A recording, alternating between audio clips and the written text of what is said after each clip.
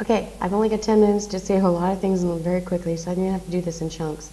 I've done it 3 times, and I can't seem to get it in 10 minutes.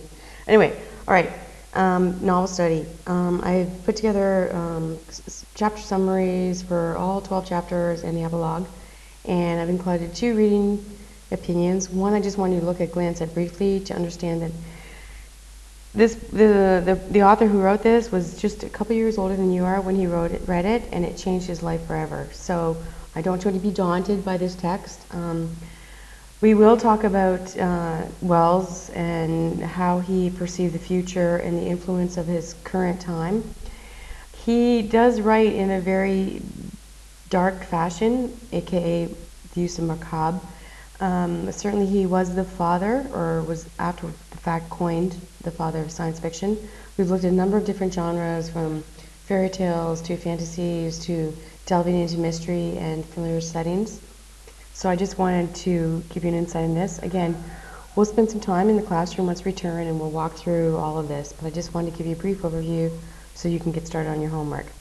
You need to remember that writing is influenced, whether it be the author's state of mind, he's trying to capture society as it is, whether it be the human psyche, economics, psychology, philosophy, history, you name it. But you need to remember that when H.G. Wells wrote this text, he was rather prolific in the sense he was writing 800,000 years into the future, and it was written in the late 1890s. Near the end of the 19th century, as much as Queen Victoria did a lot for her country during her reign, the general overview was waning, and the gap between the rich and the poor was widening significantly. And the human life costs due to industrialization were staggering. I mean, we had children working under dire situations, unsafe work conditions, filthy crowded cities, and widespread of disease and contaminated air and water. We see some of these reciprocating even today. H.G. Wells was certainly influenced by the ideas at the time regarding time travel, Darwinianism, imperialism, and even astronomers that were delving into the stars and Martians. We'll get into this in more length later. You need to remember he was a bit of a pioneer in the sense that at the time, as much as there were various types of escape literature, they usually took the form of romance, in the sense that authors would create these larger-than-life but rather simplistic characters who were engaged in some quest or adventure. Okay, I'm going to give one chapter summary, and then I think I'm going to stop it there and then send it. Chapter 1.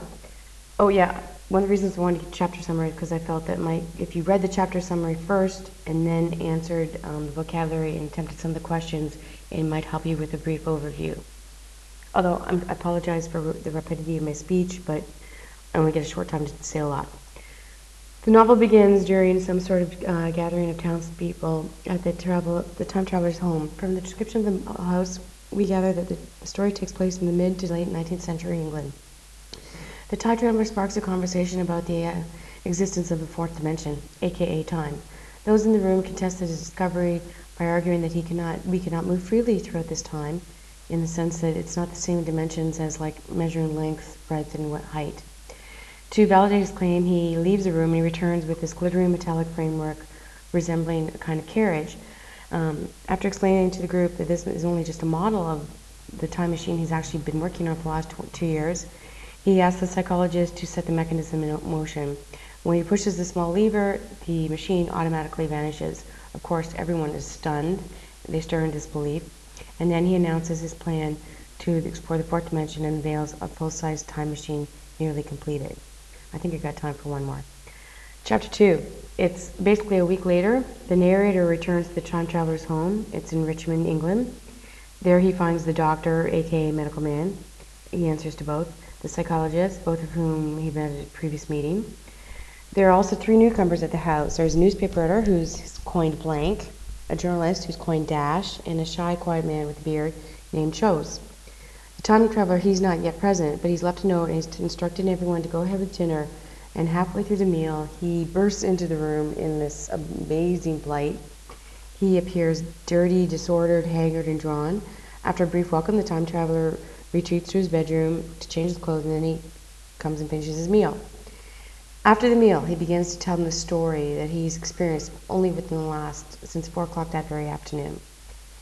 In the sense that it's dinner time and it's happening in just a matter of hours. You need to make note of that. Here the narrator makes a note that the words alone cannot accurately describe the time traveler's tale by noting you cannot know his expression follows the turns of the story, in the sense that words are just one medium of articulating ourselves, and certainly facial expressions, gestures, even the nuances of how we speak can connotate certain meanings.